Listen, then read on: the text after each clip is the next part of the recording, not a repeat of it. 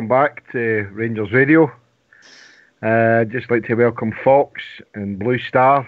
And behind the scenes, I've got Old School Blue. Well, what a game that was today. A lot of talking points. No football-wise, I must say, but a lot of controversial incidents. What's your take on that, Blue Star?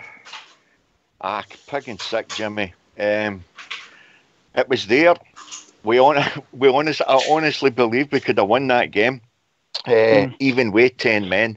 But I have to say, and I for the life of me, I can't see any Rangers fan defending the wee guy this time. Yes, he should be cuter. Brown was cute in what he done to provoke him.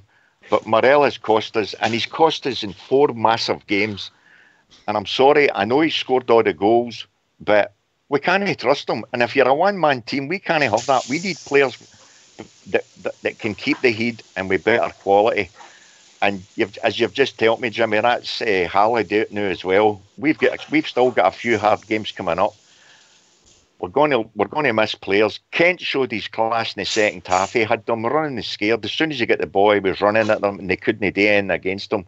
Yeah. We need more players with quality. We all know it. Stevie G knows it. So it's down to the board now. On the game itself, there was a lack of quality even for them. The one player that they spent a bit of money on, to be fair to him, he took his goal brilliantly. The rest of the half, we were up against it. But all credit to them for the second half performance, because I couldn't see that coming, guys. I couldn't. Yeah. But they played well the second half. Fox, you want to come in there? What was your thoughts on it, mate? I think we rode with luck a bit in the first half after the sending off, mate. But two basic mistakes cost us that game. 3 if you want to go bring in Morelos into it. But I thought after the first half we battled well, got ourselves back in the game. Could have won it, could have lost it, and ended up losing it. I'm sitting here with a drink here thinking we could have been celebrating the noon instead. We'll end up depressed for a week. Yeah. Yeah, I mean, on hindsight now, I think McCrory was the wrong choice. I thought he had a terrible game, first and second half. It's not just putting the blame on him. All round, second half, obviously, Kent was showing what we were looking for, but second half when we equalised, it was hopeful that we'd maybe get something out the game. What I was quite surprised about is that the manager never brought on a striker. And second half, I think we should have went for even at 1-0 down with 10 men. But I thought he left that too late myself. He should have, when they went down to 10 men when Boyata walked off, so I thought he should have broke my Defoe and then. Fred's now banned, as far as I know, for 4 games under the top rule. It's a red card for violent conduct, so it's 2-game ban plus it's another 2 games for the Tottenham. That's him now. 18 yellows and 5 reds for a season. My God. So I just like to know your thoughts out there, guys. Anybody that wants to call in, it's 0141 356 1972, and you can also get us on rangersradio.online on Skype, and Old School Blue will let you in there, mate. Jimmy, can I just interrupt you for a second there? That's Stevie G just been reported as saying that's it for him with Alfredo. He can't defend him anymore.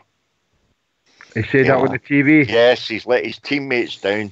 He's finding them wages, and it'll be given to some charity, but he can't defend them anymore. The guy had to come out and say that. There's nobody can defend them anymore. It's maybe something that should have been done long ago, and we're trying to put our faith in Alfredo, but he's let us all down so many times. Yeah, I can take into account that some of his bookings and were rescinded, and rightly so, and his couple of sending offs were a bit dubious and that, but he's got to be a bit cuter than that. I just wish it when Brown had stuck the leg in him, that Fred would have been down. and then maybe I seen what kind of reaction the fourth official would have maybe sent Brown. I doubt that very much. That's what I was thinking, Jimmy. That's what I was thinking. Oh, good afternoon, Bridge. Sorry, I didn't know you were there, mate. All right, just in. On you go, pal. On you go. We've also been joined by Willie on the phone as well. Oh, I thought Rangers gave themselves away or let themselves down badly in the first half, and obviously some terrible mistakes at play. I agree with Jimmy, when he says about the young McCrory. I don't think he sparkled, and I thought that Worrell was it was just shocking, just shocking at times.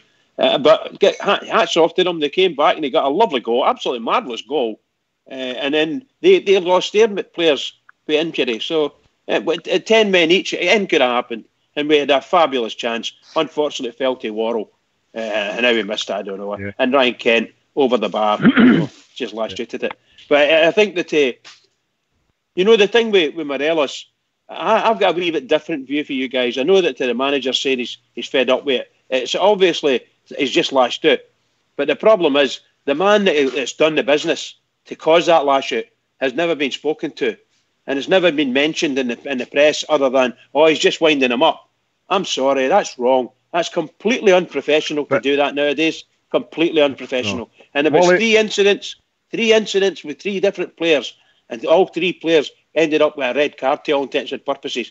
That young boy Kent's a marked man now for hooking him, and Andy Halliday got another yellow card going up a tunnel for him. So sorry guys, on you go.